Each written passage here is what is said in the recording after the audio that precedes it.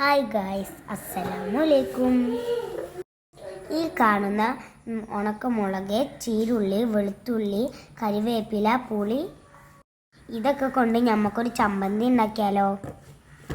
ചൂടായ ചട്ടിയിലേക്ക് വെളിച്ചെണ്ണ വെച്ച് അതിലേക്ക് ഉണക്കമുളക് ഇടുക. അത് നന്നായി ചൂടായതിന് ശേഷം നമുക്ക് കോരിയെടുക്കാം.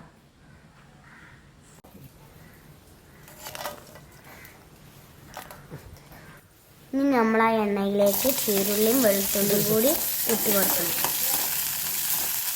ഇനി അതിലേക്ക് കരിവേപ്പില ഇട്ട് കൊടുക്കാം. എന്നിട്ട് നന്നായി മിക്സ് ചെയ്തതിന് ശേഷം നമുക്ക് കോരിയെടുക്കാം. എന്നിട്ട് അതെല്ലാം കൂടെ മിക്സിയുടെ ജാറിലേക്ക് ഇടുക.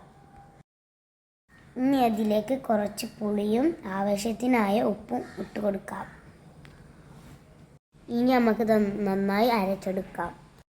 ഈ ഒരു പാകത്തിന് അരച്ചാൽ മതി. ഇനി അതിലേക്ക് വെളിച്ചെണ്ണ ഒഴിച്ച് കൊടുത്ത് നന്നായി മിക്സ് ചെയ്യുക. നല്ല ടേസ്റ്റാണ്, ട്രൈ ചെയ്തൊക്കെ കൊണ്ട്.